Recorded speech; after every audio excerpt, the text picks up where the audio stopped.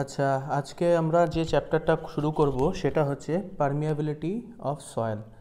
মানে সয়েলের থ্রু দিয়ে ওয়াটার যখন ফ্লো করবে, কতটা ফ্লো করবে, তার ডিসচার্জ কত হবে, এই সমস্ত জিনিসগুলো আমরা এই চ্যাপ্টারের থ্রু দিয়ে ফাইন্ড আউট করতে পারি।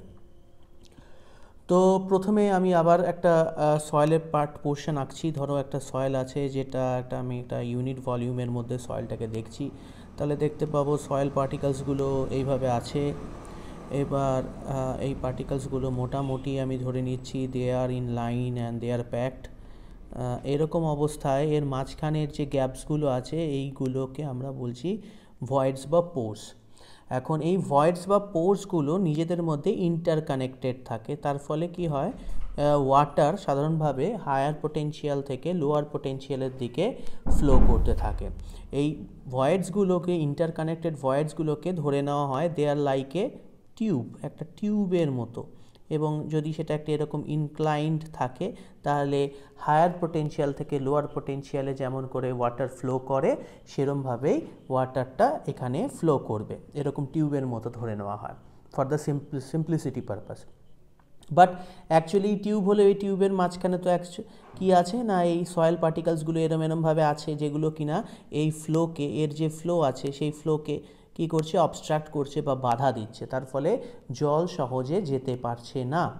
এখন জল কত সহজে ফ্লো করতে পারবে বা is with which water can flow, সেই জিনিসটা যে জিনিসের মাধ্যমে বোঝানো হয়ে থাকে সেটাকেই বলা হয় in terms of permeability or coefficient of permeability through দিয়ে বোঝানো হয়ে থাকে কি কত সহজে বা কী পরিমাণে জল ফ্লো করতে পারবে।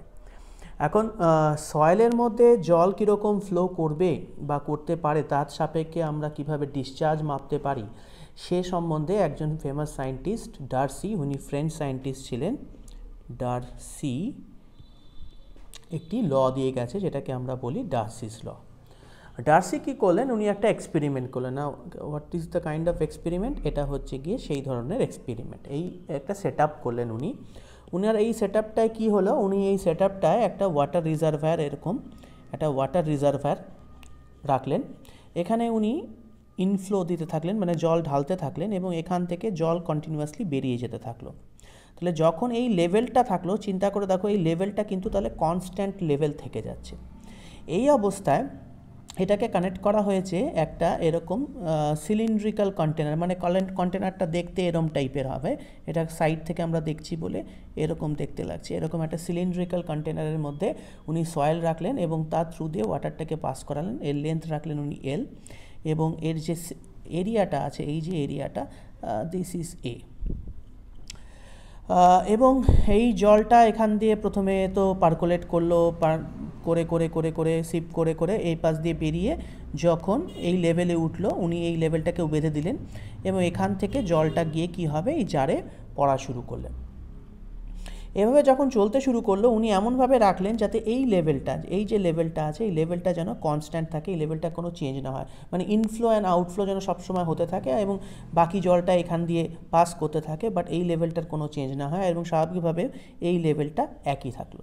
তাহলে এই দুটোর মধ্যে হেডের যে ডিফারেন্সটা হলো সেটা কতখানি হলো, এইটুকু। দ্যাট ইজ এই হেডটার জন্য ওয়াটারটা ফ্লো করছে, দ্যাট ইজ এটা যদি H1 হয়, এটা যদি H1 হয় এবং এইটুকু যদি H2 হয়, তাহলে এইটা হয়ে যাচ্ছে গিয়ে H1 minus H2, difference of head উনি দেখতে পেলেন।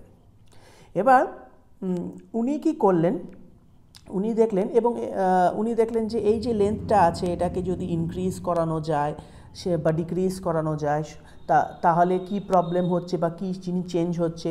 সঙ্গে সঙ্গে যদি এরিয়াটা যেটা আছে, এরিয়াটাকে যদি ইনক্রিজ বা ডিক্রিজ করানো যায় তাহলে কি হচ্ছে সেটা উনি দেখলেন। তাতে যেটা দেখা গেল যে এই ডিসচার্জ, এখন ডিসচার্জ এখানে কি হচ্ছে, এখানে হচ্ছে কিউ আসছে ডিসচার্জটা উনি কি করে পরিমাপ করলেন, কিছুই না। উনি এই একটা নির্দিষ্ট টাইমে, যখন এটা ধরো লেভেলটা এখানে আছে, সেরকম অবস্থায় উনি একটা স্টপ ওয়াচ চালু করলেন, তখন ধরো টাইম T1। আবার একটা নির্দিষ্ট টাইম পরে, সে T2 টাইম পরে উনি এটা বন্ধ করে দিলেন স্টপ ওয়াচটা, তখন উনি এটাকে গ্র্যাজুয়েটেড সিলিন্ডারটার কত ভর্তি হয়েছে সেটা দেখে নিলেন। তাহলে এইটুকু হলো ভলিউম, এই ভলিউমটুকু ভর্তি হয়েছে কত টাইমে, T1 মাইনাস T2 টাইমে, বা T2 মাইনাস T1 টাইমে ভর্তি হয়েছে, ভলিউমকে যদি আমি T2 - T1 দিয়ে ডিভাইড করি তাহলে আমি ডিসচার্জ পেয়ে যাচ্ছি। তো উনি এইভাবে ডিসচার্জটা পরিমাপ করে দিলেন এবং এই ডিসচার্জটা পরিমাপ করার পরে উনি যেটা বললেন সেটা হচ্ছে গিয়ে এই যে কিউটা আছে, এই কিউটা প্রপোর্শনেট হচ্ছে এল এর সঙ্গে, দ্যাট ইজ এই লেন্থটার সঙ্গে এটা প্রপোর্শনেট হচ্ছে, দ্যাট ইজ লেন্থ যদি ইনক্রিজ করা যায় তাহলে ডিসচার্জটা বেড়ে যাচ্ছে এবং এটা প্রপোর্শনেট হচ্ছে গিয়ে এর সঙ্গে, দ্যাট ইজ এরিয়া যদি ইনক্রিজ করা যায় ডিসচার্জটা বেড়ে যাচ্ছে। সরি, আমি একটা জিনিস ভুল বললাম, এল এর সঙ্গে না, এটা প্রপোর্শনেট হচ্ছে হেডের সঙ্গে, মানে হেড যদি ইনক্রিজ করা যায় তাহলে ডিসচার্জটা বেড়ে যাচ্ছে। যত বড় হেড হবে তত বেশি ডিসচার্জ হবে, যত বেশি এরিয়া হবে তত বেশি ডিসচার্জ হবে এবং দেখা গেল এটার সঙ্গে ব্যস্তানুপাতিক সম্পর্ক হচ্ছে লেন্থের, অর্থাৎ লেন্থ যত বাড়বে তত এর ডিসচার্জটা কমে যাবে। তো উনি বললেন যে এই discharge is proportionate with the head of water is proportionate with the area but it is inversely proportionate with the length। তাহলে আমরা জানি কি, যদি আমি প্রপোর্শনেট সাইন তুলি তাহলে একটা কনস্ট্যান্ট চলে আসে, তাহলে এই ইকুয়েশনটা দাঁড়িয়ে যায় HL/L ইন্টু A। এটা ডার্সিস ল এবং এটা আমরা ডার্সিস লস থেকে ইকুয়েশনটা পেলাম। এখন এই এটাকে দেখো, এই জায়গাটায় আমরা জানি ডিসচার্জের ইউনিট কি, ধরো মিটার কিউব পার সেকেন্ড। এবার HL মানে কি, একটা head, that is it is in metres, length মানে কি it is in metre, area মানে কি ইন মিটার স্কোয়ার। তাহলে এই মিটার কেটে যাচ্ছে, তাহলে এই কের ইউনিটটা কি হওয়া উচিত, এবং এখান থেকেই বোঝা গেল কের ইউনিট হওয়া উচিত, এটাকে যদি মিটার কিউব করতে হয় মিটার পার সেকেন্ড, যদি সেন্টিমিটারে হয় তাহলে centimetre per second, that is length per time, L/T হওয়া উচিত এর ইউনিট। উনি এই কেটাকে বললেন কেটাকে উনি বললেন coefficient of permeability. K is known as coefficient of permeability. এবার এই ইকুয়েশনটায় আরেকটা জিনিস হলো যে K is into HL/L into এ, এই HL/L পার্টটাকে বলা হলো আই, HL/L পার্টকে বলা হলো আই বা হাইড্রোলিক গ্রেডিয়েন্ট। তাহলে এই ইকুয়েশনটা দাঁড়িয়ে যায় Q is equal two KIA।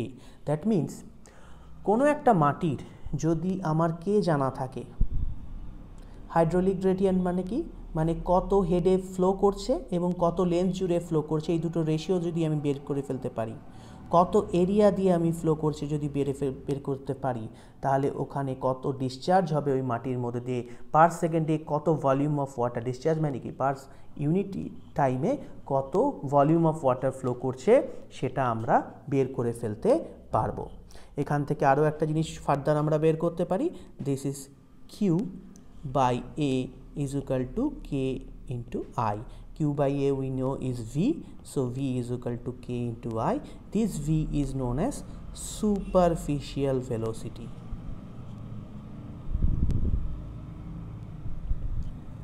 of flow.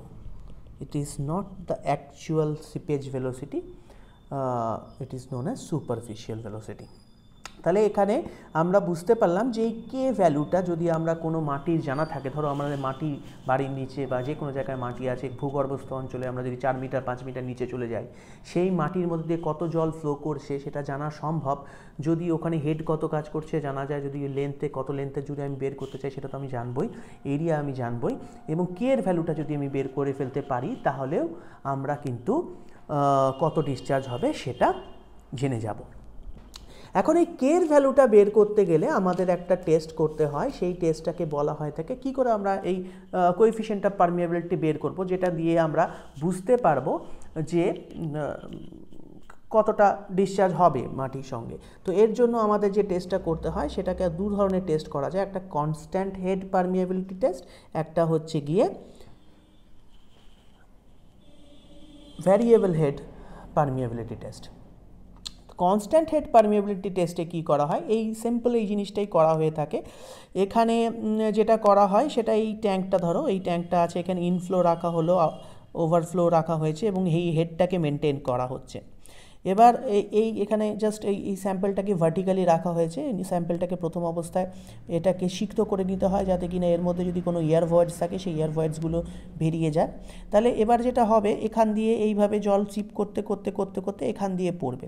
এবার একটা নির্দিষ্ট টাইমে T2 - T1 যদি আমি একটা নির্দিষ্ট ভেলোসিটি নিয়ে আমি কিউটা এখান থেকে পেয়ে যাব। আমি ধরো একটা স্টপওয়াচ চালু করলাম 10টা 20 আর 10টা 30-এর মাধ্যমে কতখানি ভলিউম জল জমা হয়েছে সেটাকে মেজার করে নিলাম। তাহলে ওই volume divide by 10 minutes will give you the discharge. তাহলে আমি ডিসচার্জটা কিউটা পেয়ে গেলাম, ওই মাটির কততে ডিসচার্জ হচ্ছে। এবার হেড কি হবে না, আমি এই যন্ত্রটাকে থেকে আমার এই ট্যাঙ্কটা কত উপরে আছে এই লেভেল থেকে, এই লেভেলটা সেটা আমার হেড হয়ে গেল। তাহলে আমি হেডটাও জেনে গেলাম। এবার আমার ইকুয়েশনটা কী ছিল, আমার ইকুয়েশনটা ছিল দেখো Q is equal to K I A. তাহলে আই মানে কি, Q is equal to K, I মানে হচ্ছে H L by L into A. তাহলে এখান থেকে কি পাবো, K is equal to Q into L H L by A. তাহলে এই যে এইচটা আমার জানা আছে, আমি এখানে এইচটা বসিয়ে দিতে পারবো। কিউটা আমার জানা আছে, বসিয়ে দিতে পারবো। লেন্থ, আমার স্যাম্পলটা কত লেন্থের সেটা জানা আছে, আমি বেশি দিতে পারবো। এবং আমার যে এই সিলিন্ডারটা আছে, এই সিলিন্ডারটার কত এরিয়া আমি তাও বসিয়ে দিতে পারবো। তাহলে এইগুলো যখন আমি সব বসিয়ে দেব তখন কি হবে দেখো, আমরা কিন্তু এই কে ভ্যালুটাকে বের করে নিতে পারবো। তাহলে আমরা যে মাটিটার জন্য আমি ডিসচার্জ মাপতে চাই তার কোএফিসিয়েন্ট অফ পারমিয়াবিলিটি কত সেটা কিন্তু আমি এই ছোট্ট টেস্টটার মাধ্যম দিয়ে করে ফেলতে পারি। এই টেস্টটাকে আমরা বলছি কনস্ট্যান্ট হেড। কনস্ট্যান্ট হেড কেন, মানে উপরের যে হেডটা আছে আমরা কনস্ট্যান্ট রাখছি, কনস্ট্যান্ট হেড। এটাকে বলা হয় পারমিয়াবিলিটি টেস্ট বা কনস্ট্যান্ট হেড পারমিয়ামিটার।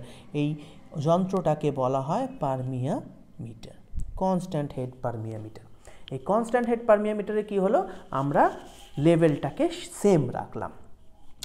এবার সব সময় যে লেভেল সেম থাকবে তা তো হয় না, মানে আমি আমার ইচ্ছে মতো চাইবো লেভেলটা সেম থাকবে, এটা কখনো হতে পারে না। লেভেল চেঞ্জ করতেই পারে, লেভেল আমার ইনফ্লো আউটফ্লো সবসময় সমান হবে, লেভেল সমান থাকবে, এটা হতে পারে না। তাহলে আমাদের যেটা অ্যাকচুয়াল কন্ডিশনে যেটা যদি দেখি তাহলে আমাদের লেভেল চেঞ্জ হচ্ছে, তখন আমরা যে টেস্টটা করব সেটাকে বলা হয় ভ্যারিয়েবল হেড পারমিয়াবিলিটি টেস্ট। এবার ভ্যারিয়েবল হেড পারমিয়াবিলিটি টেস্ট করার জন্য আমাদের যেটা করতে হয়, আমাদের এরকম একটা সেটআপ নিতে হয়। এই সেটআপটায় দেখো কি হয়, এই সেটআপটা একই রকমের সেটআপ অনেকটা। এখানেও এল লেন্থের জন্য নেওয়া হয়েছে স্যাম্পলটা, খালি এখানে একটা ফানেল দেওয়া হয়েছে এবং এখানে ধরো একটা নির্দিষ্ট টাইম T1-এ তখন এর লেভেল ছিল H1 ফ্রম দিস ডেটাম, এইখান থেকে H1 হাইট ছিল। এবার আরেকটা টাইম T2-তে এর হাইট ছিল H2। তাহলে এটা কি হচ্ছে, এই ডিস্টেন্সটা টাইমের সঙ্গে সঙ্গে এই হেড লেভেলটা ফল করছে।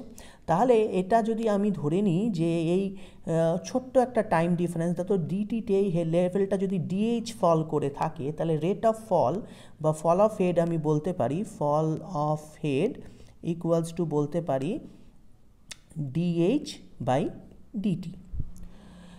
এবার এই যে ফানেলটা আছে, এই যে বুলেট বা ফানেল যাই বুলেটটা যেটা আছে, এটার এরিয়া যদি স্মল এ হয়ে থাকে তাহলে এটা কি হলো, ডিস্টেন্স বাই টাইম মানে গিভস ইউ দ্য ভেলোসিটি। তো velocity into area gives you the discharge. So এটাকে আমরা লিখতে পারি minus A DH by DT. This is actually nothing but discharge within that particular time difference, DT টাইমে কত discharge হচ্ছে। এখানে নেগেটিভ দেওয়ার কারণ কি না, টাইমের সঙ্গে সঙ্গে যেহেতু হেডটা ফল করছে।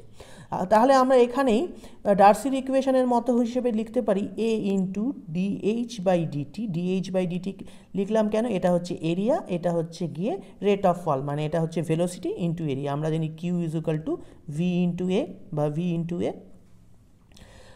তো আমরা এখান থেকে ডিসচার্জটা পেয়ে যাচ্ছি। আবার ডিসচার্জে ডার্সিকে বলে রেখেছে ফর্মুলা হচ্ছে K into H by L, that is head by length into A. তাহলে এখান থেকে বলা যেতে পারে যে A into DH by DT is equal to minus K A by L into, sorry এটা ডিএইচ বাই এইচ লিখবো, DH by H equals to minus k a by l into dt. এবার এটাকে যদি ইন্টিগ্রেট করা যায় between সে H1 two H2, ওটাই হাইটের ছিল T1 T2 টাইমে, DH বাই H মাইনাসটা থাকলো কে এ বাই এল হচ্ছে কনস্ট্যান্ট, DT এটা টাইম ছিল T1 মাইনাস T2তে। ঠিক, তাহলে এইটুকু বুঝতে পারলে। এবার তাহলে আমি এটা কি হয়ে দাঁড়াবে, এটা দাঁড়াবে A log base E H H1 H2 minus K A by L T T2 T1 T2। এখন এটা log E বেসে আছে, এটা আলটিমেটলি ফর্মুলাটা আমি আর ফার্দার যাচ্ছি না কারণ আমাদের ডেরিভেশন এমনিতে নেই। এখান থেকে আমরা পেয়ে যাব K এর value 2.3 AL A into T, T এখানে basically T2 minus T1 log base 10 H1 by H2, এটা হয়ে যাবে। এখানে টি মনে রাখবে, T is nothing but T2 minus T1। ঠিক, তাহলে এটা হচ্ছে গিয়ে আমাদের কে এর ফর্মুলা। এই ফর্মুলাটায় যখন আমরা বসাবো তাহলে আমাদের ভ্যারিয়েবল হেডে কি দরকার হবে, আমাদের দুটো টাইম ডিফারেন্স, সেটাকে আমি এখানে বসিয়ে দিতে পারবো। আমি এরিয়াটা আমার জানা আছে, যে বুলেটটা ইউজ করব তার এরিয়া জানা আছে, লেন্থ আমার জানা আছে, এবং ওই দুটো T1 T2 টাইম ডিফারেন্সে হেডের ডিফারেন্স কত হয়, হেড কত হবে, সেই দুটো যদি আমি বসিয়ে দিই তাহলে আমি কে এর ভ্যালু পেয়ে যাব। সুতরাং এই দুটো টেস্ট করে আমি coefficient of permeability, that is falling head test or constant head test, এই দুটো টেস্ট করলেই কিন্তু আমরা আমাদের যেটা পারমিয়াবিলিটির কোএফিশিয়েন্ট অফ পারমিয়াবিলিটি সেটাকে বের করে ফেলতে হবে। এবং once we find out the coefficient of permeability then will simply apply Q is equal to KIA, so we can determine the, once we know the K we can determine the discharge আমরা সহজেই বের করে ফেলতে পারবো। এবং কোনো মাটির নিচ দিয়ে কত জল ফ্লো করছে সেটা আমাদের বিভিন্ন ইঞ্জিনিয়ারিং পারপাসের রেসপেক্টে খুবই দরকার হয়, সেটা তখন আমরা ইউজ করতে পারবো। বোঝা গেল? আচ্ছা, এবার চলে আসি factors affecting permeability. Factors affecting permeability, এ বিষয়ে একজন সায়েন্টিস্ট আছেন পজলি, ওনার একটা ইকুয়েশন খুব কাজে লাগবে।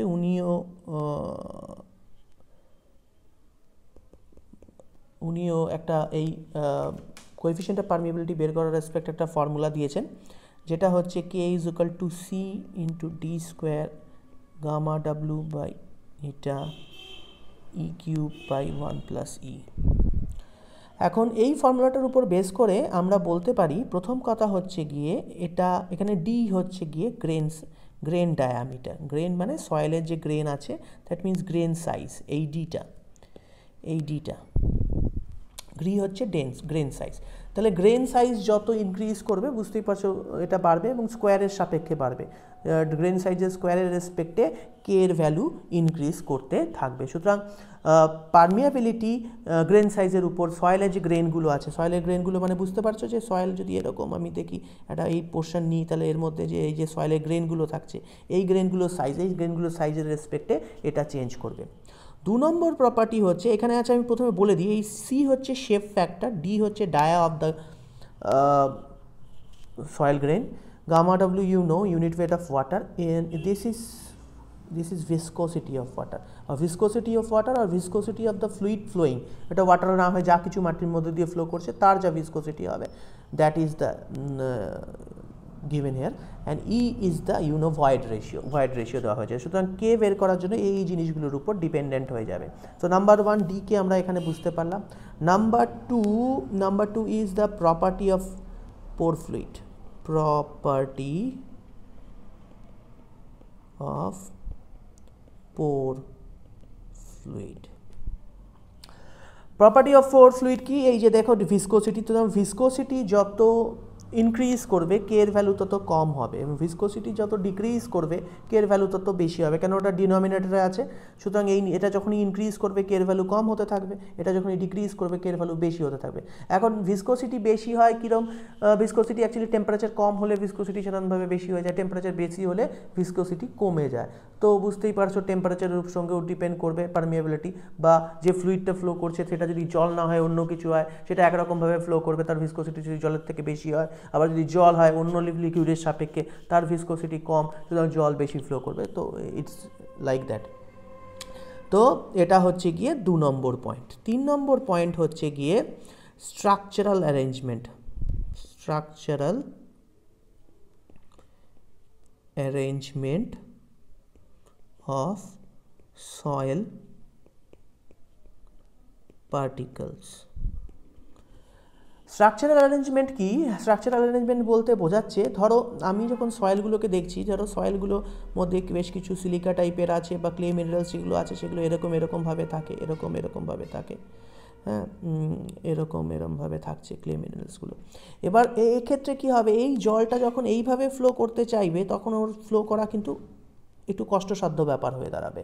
সেই তুলনায় যখন এইভাবে ফ্লো করতে চাইবে তখন ও সহজে ফ্লো করতে পারবে। তাহলে একই মাটি কিন্তু এর স্ট্রাকচারাল অ্যারেঞ্জমেন্ট যদি ভার্টিক্যালি চিন্তা করা যায়, তো ভার্টিক্যালি যদি আমি চিন্তা করি এর অ্যারেঞ্জমেন্ট একরকম, সেক্ষেত্রে একরকম পারমিয়াবিলিটি হবে, এবং এই স্ট্রাকচারাল অ্যারেঞ্জমেন্ট কিন্তু অন্যরকম হয়ে যাবে যখন হরাইজন্টালি ফ্লো করবে।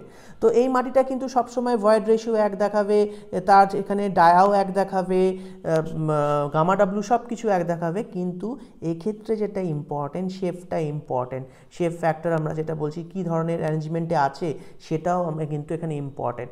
এক্ষেত্রে যদি ভার্টিক্যালি ফ্লো করে, in that case it will have a less amount of water flowing, but if it is flowing horizontally, that means more amount of water is flowing and it can flow more amount of water, though the soil is same, all the things are same এবং কোনো কিছুই change হয়নি, কিন্তু দু জায়গা দিয়ে দু রকমভাবে ফ্লো করছে। তাহলে স্ট্রাকচারাল অ্যারেঞ্জমেন্ট, মাটি কীভাবে আছে, মাটির কণাগুলো কীভাবে আছে তার উপরে ডিপেন্ড করবে। 4 নম্বর point, entrapped air and organic impurities. এটা তো বুঝতেই পারছো, যদি এনট্র্যাপড এয়ার ওই চ্যানেলগুলোর মধ্যে থেকে যায়, হাওয়া যদি থেকে যায়, তো আমরা জানি পাইপের মধ্যে হাওয়া থেকে গেলে জিনিসটা স্লো হয়ে যায়, ঠিক এক্ষেত্রেও সেটা সত্যি যে আমার যদি আমি যেখান দিয়ে ইয়েটা ফ্লো করছে সেটা যদি মধ্যে এয়ার থাকে বা কোনো অর্গ্যানিক ইম্পিউরিটিস থাকে, সেক্ষেত্রেও কিন্তু জলের ফ্লো কমে যাবে। আর 5 নম্বর পয়েন্ট, সেটা হচ্ছে গিয়ে বা পারমিয়াবিলিটি কমে যাবে, that is void ratio. Void রেশিওর সঙ্গে রিলেশনশিপটা একটু জটিল। এটা হচ্ছে গিয়ে দেখা যায় যে ক্লে এর ক্ষেত্রে দেখা যায় যে ভয়েড রেশিওর সঙ্গে ইয়ের চেঞ্জ হচ্ছে, ভয়েড রেশিওর সঙ্গে পারমিয়াবিলিটি চেঞ্জ হচ্ছে, এবং সেগুলো যদি বিভিন্ন পার্টিকেলে দেখা যায়, কোনোটার ধরো এরকম চেঞ্জ হচ্ছে, এখানে যদি ই থাকে, এখানে যদি কে থাকে, দ্যাট ইজ ভয়েড রেশিও, এবং কোনোটার ধরো এরকমভাবে চেঞ্জ হচ্ছে, কোনোটা এরকম, মানে বিভিন্নভাবে ইনক্রিজ করলে ইনক্রিজ করছে, কিন্তু সেই ইনক্রিজটা যে একই রকমভাবে হচ্ছে সব জায়গায়, কারোর ক্ষেত্রে বেশি বাড়ছে, কারোর ক্ষেত্রে কম বাড়ছে, সেগুলো দেখতে পাওয়া যায়। স্যান্ডের ক্ষেত্রে একটু ডিফারেন্স দেখতে পাওয়া যায়। ভয়েড রেশিও বা পোরোসিটির সঙ্গে যে রিলেশনশিপটা অবভিয়াসলি আছে, তবে এখানে যেটা বেশি ইম্পর্টেন্ট, শুধু পোরোসিটি থাকলেই হবে না। ধরো অনেকটাই পোরাস দুটো মাটির মধ্যে পোরোসিটি সেম, বা দুটো মাটির মধ্যে একই রকমের পোরোসিটি আছে, বাট সেক্ষেত্রে যে মাটিটার পোর সাইজ বেশি, সাইজ অফ পোরস যার বেশি, সেক্ষেত্রে কিন্তু পারমিয়াবিলিটি বেশি হবে। তাহলে এটা গেল হচ্ছে গিয়ে তোমার কি জিনিসের উপর পারমিয়াবিলিটি ডিপেন্ড করছে, আর ফ্যাক্টরস অ্যাফেক্টিং পারমিয়াবিলিটি। আরেকটা বলি, সেটা হচ্ছে টিপিক্যাল